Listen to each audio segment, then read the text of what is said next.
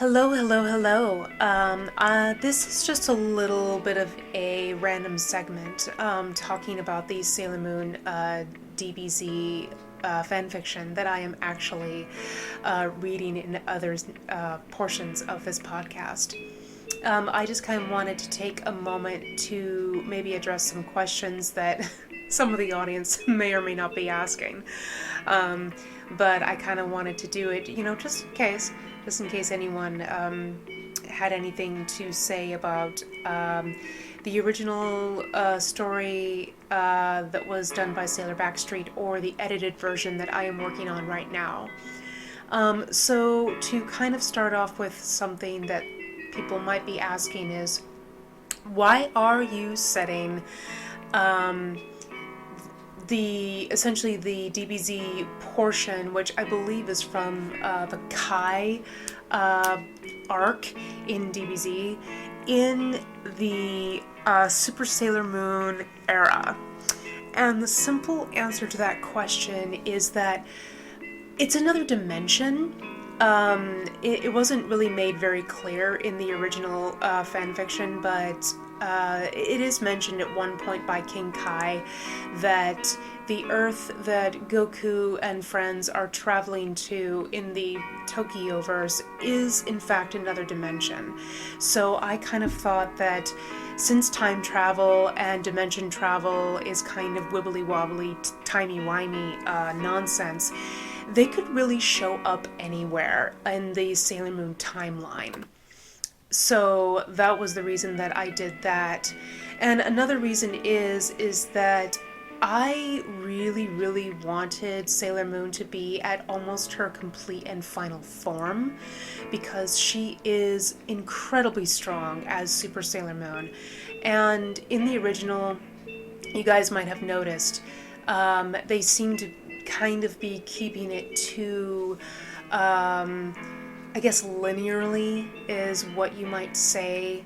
And what I mean by that is that it's Sailor Moon after the Black Moon saga, and that's kind of roughly the timeline-ish when Kai is happening.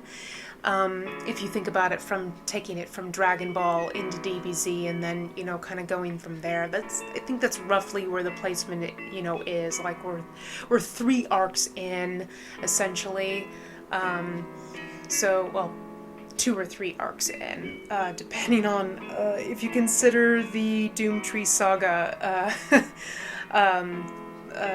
part of the entire thing as a whole, which I do. That's for Sailor Moon, not Dragon Ball Z. So that is the reason that I did that, was because time is weird, dimensions are weird. It's just easier to set it at any particular portion. And the setup was kind of perfect to do that as well, because in the original, the person who was writing it, Sailor Backstreet, had not really flushed out the kind of calamity that they wanted to have the Dragon Balls, sorry, spoiler alert, save everyone from. So I kind of thought to myself, it would be really interesting if it was to save them from Sailor Galaxia, because she really is the biggest and probably the worst threat. I know in the original they mentioned that, it's the Great Sleep that actually, was going to be the thing that Darien was supposed to wish on the Dragon Balls for to completely eradicate that from happening, so that the Black Moon arc would not repeat itself. But in thinking about it, the Great Sleep isn't as big of a threat as Galaxia is. And for those of you that are huge fans of Sailor Moon, you will probably agree with me on that. So I believe that is the answer to that question. Another question that people might be asking me is, why is Sailor Moon set at 24,000 on the power level thing? And to answer that question, I kind of have to do a little, I kind of have to tear DBZ apart a little bit, and I apologize. I should probably preface this by saying that I do not hate DBZ. I have a great love for that show, clearly, or this wouldn't be one of my favorite fan fictions of all time. Vegeta's my favorite character. He always was, and he always will be, because we love a damaged bad boy. So, the reason that I ended up changing the power level reader for Sailor Moon from 3,000 to 24,000 is for the specific reason that the whole powering level thing in DBZ is kind of arbitrary and doesn't actually make a lot of sense. When Vegeta shows up in the series, he's something like 26,000 power level. That's like just him before he even becomes a Super Saiyan or anything like that. I might have to double check that, but when I was looking it up earlier in the week, that is what they set him at.